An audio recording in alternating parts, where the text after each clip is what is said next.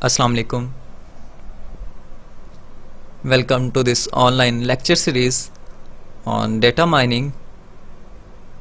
In our previous lectures on the topic of association rule mining, we had discussed some basic concepts and methods of the association rule mining and frequent pattern mining.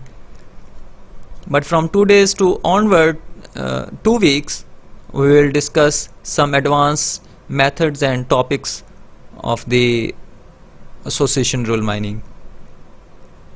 From 2 days, in 2 days lecture, our focus will be on mining diverse frequent patterns, in which we will learn how to mine multi-level associations as well as how to mine multi-dimensional associations.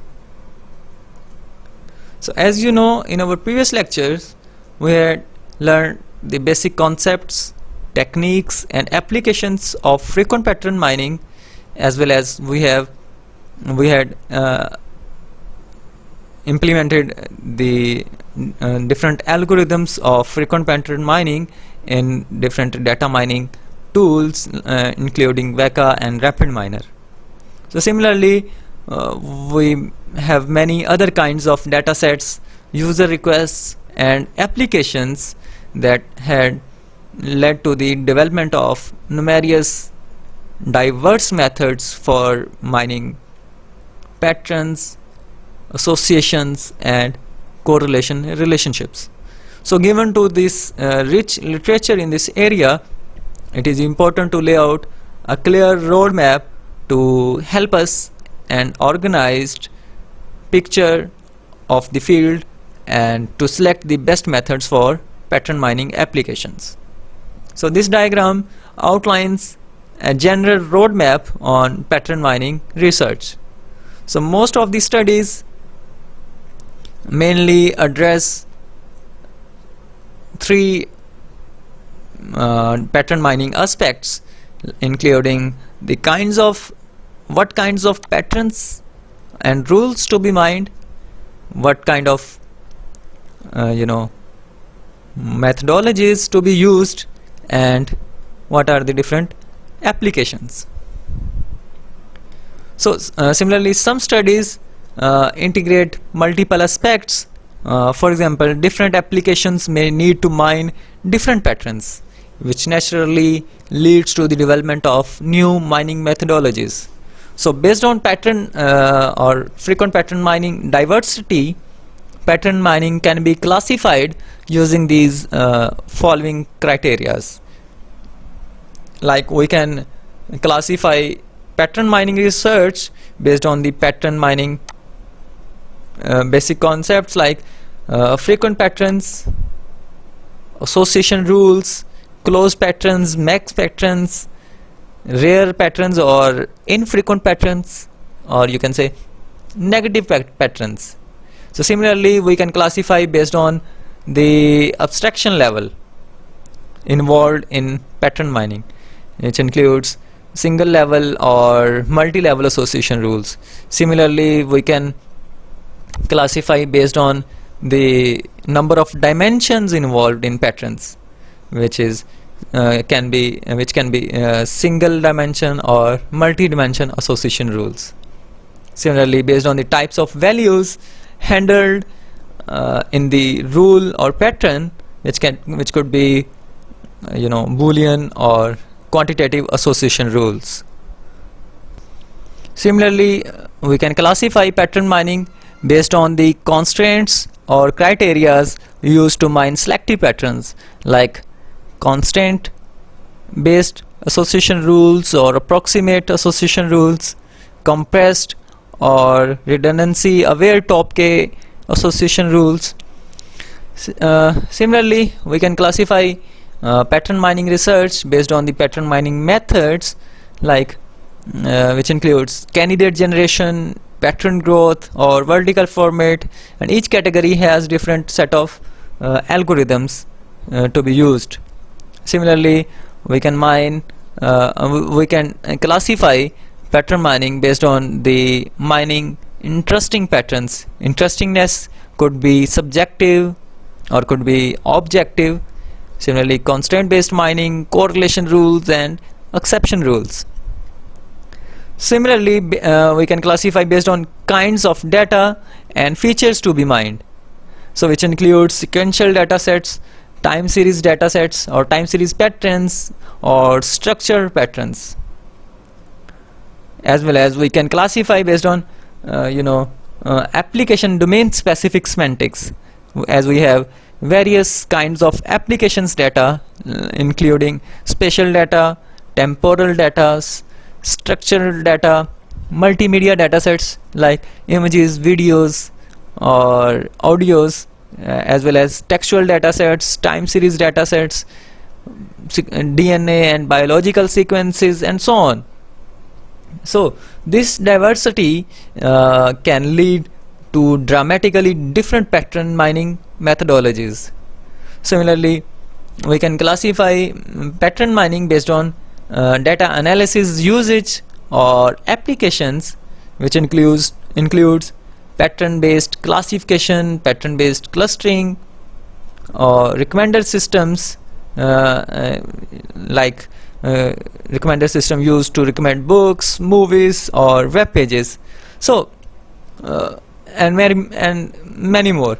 So the next several lectures will present advanced methods and extensions of pattern mining, as well as some applications of the pattern mining in different areas. So now we first discuss how to mine multi-level association rules. Multi-level association rules come down to a very natural setting. For example, if you say to your boss like, I find milk and bread sold together, they have some associations. So probably everybody thinks this is a common sense. But if you find 2% milk with a Dairyland brand sold together with a Wonder Wheat brand bread, so it becomes something more interesting. But if you see this Dairyland 2% milk actually sitting in a hierarchy, the top level could be milk, then go down to 2% milk, then go down to 2% Dairyland milk. So it's interesting to mine multi-level association rules or multi-level association patterns. So then the interesting thing becomes how to set a minimum support threshold. So one way is we set up uniform minimum support threshold across all the levels. But there is one problem, which is if we set it very high, then the low level patterns will not show up because they naturally have lower support. But if you set it very high, if you set it very low, then you get too many uninteresting patterns because everything may show up. Because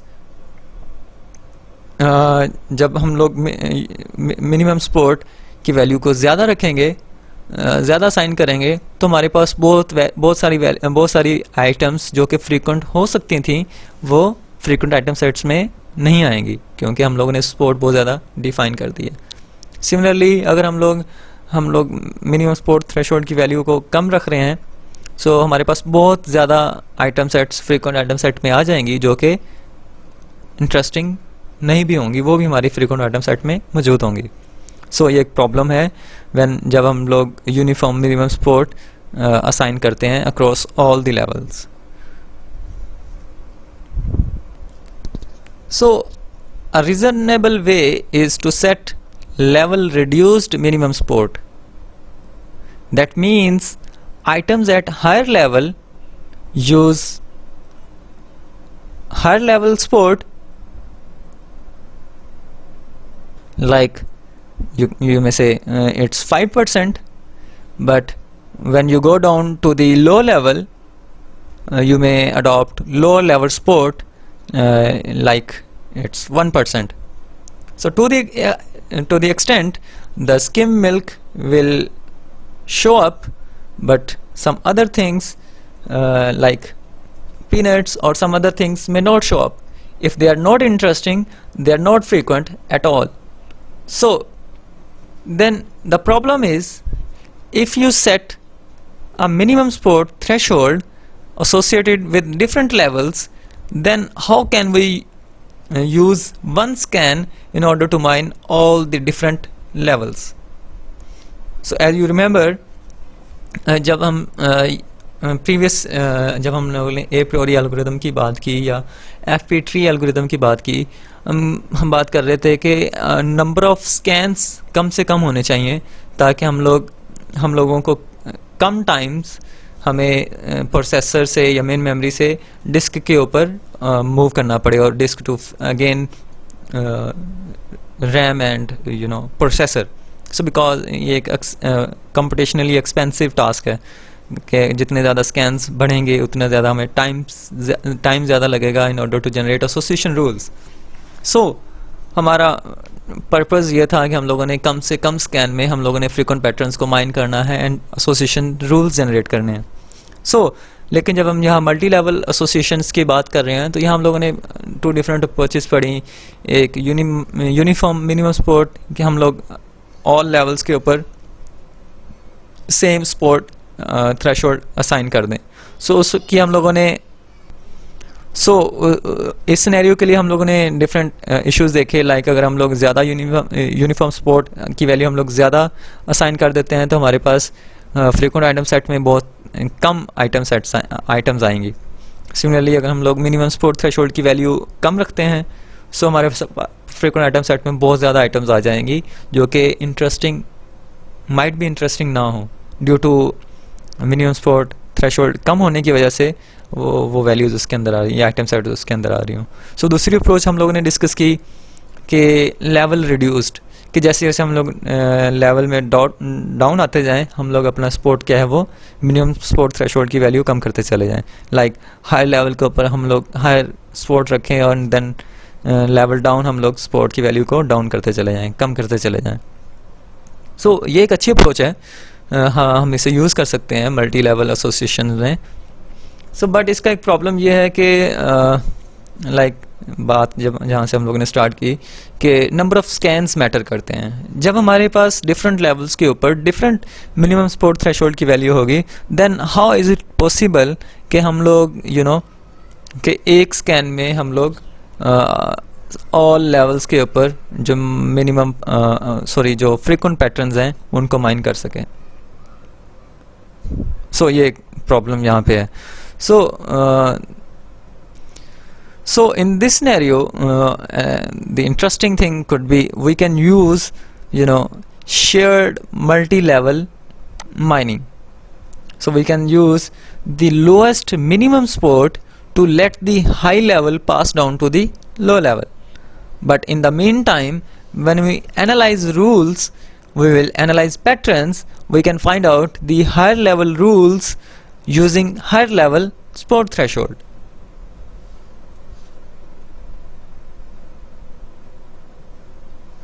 So another problem for mining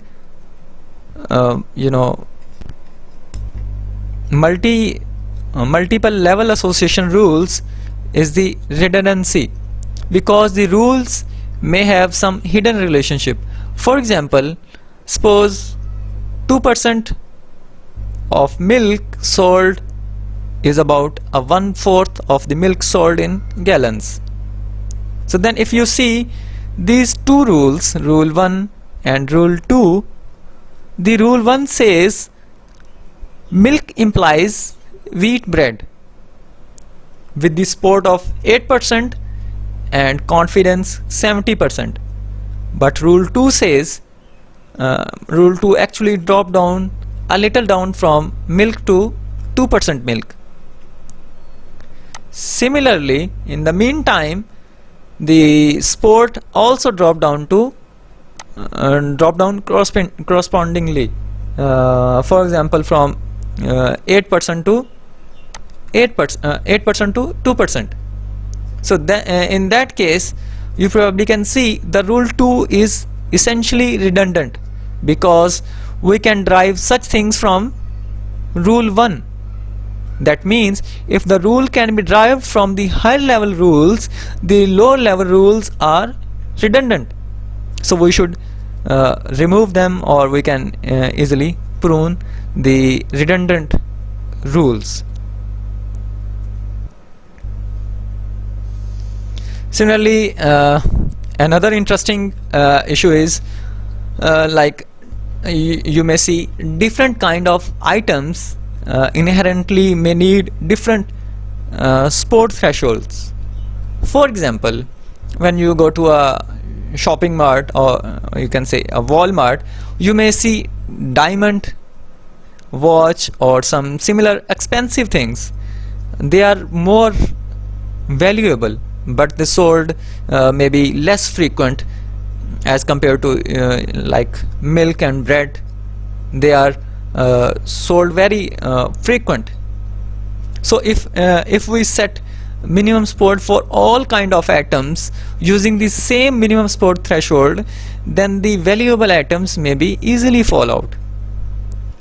Like अगर हम बात करें यहाँ पे diamond and watch की, जैसे कि example दी गई है, आप लोगों को पता है कि ये आइटम सेट्स भी वैल्यूएबल हैं, लेकिन ये as compare to other items, जैसा कि हमने मिल्क एंड ब्रेड की बात की, सो वो बहुत फ्रीक्वेंट परचेज होती हैं as compare to these expensive item sets.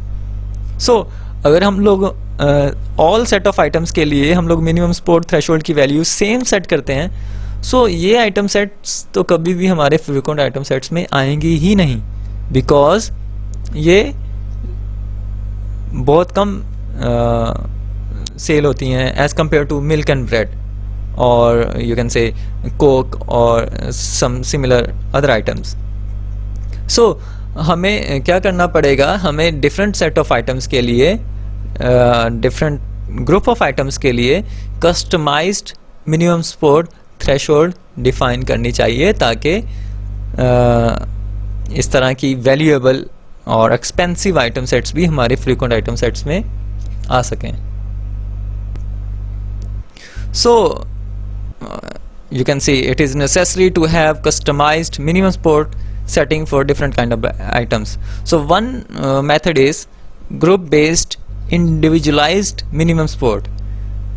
Like for example, we can group diamond and watch or some other expensive things into set of lower minimum support, and then take a milk, bread and some these frequent items into the set of higher minimum support threshold. Then the question becomes how to mine such patterns efficiently. So actually, if we take our previous study, the scalable pattern mining methods, as we discussed in our previous lectures, we can easily extend them by adding different minimum support threshold. So I will not discuss in detail, but I think it could be a good exercise. So now we come down to another interesting issue, which is mining multi-dimensional association rules, or mining multi-dimensional associations. As you know, sometimes items or the products or things we want to mine are actually sitting on the multi-dimensions. The single dimension association rules that we had studied, for example, if X buys milk, then X buys bread. So milk and bread both are from the same kind of dimension called product. But sometimes we may get a multi-dimension association rules. For example, for this interdimensional association rule, which is like if X age is 18 to 25 and X occupation is a student, then likely X going to buy a Coke. That one actually age, occupation and items to buy are three different dimensions. That kind of rule we call interdimensional association rules. Then even we look at this, sometimes we see the hybrid cases, like for example, if X age is 18 to 25 and if X buys popcorn, then X is likely to buy Coke. So that kind of rule, like you have age as one dimension, but these two buys are sitting the same dimension, which is product. So if you see these kind of cases, they likely, these three different cases may slightly need different kind of algorithms. Similarly, there is another interesting thing is the type of the attributes. The attributes can be categorical or can be numerical. For example, the category case could be product, like milk and bread, beer and diaper, or the professions. You can say it could be a profession like a student, a teacher and professor, or a principal in a university. So for these categorical attributes, for multidimension or interdimensional association rules, we can construct a data cube to mine such things, or just use data cube structure to mine such associations efficiently. So similarly, there is another case which could be a qualitative attributes, or we can say those attributes are numerical data. For example, age, salary, or some other things. So for these cases, quite often we may use discretization, clustering methods, or some kind of gradient approaches. So we are going to discuss this part in quantitative association rule mining, which is our next lecture. So that's it for today's lecture. So if you have any questions and queries, you are welcome to ask, write in. You are welcome to write in comments. I will answer to those queries. So thank you.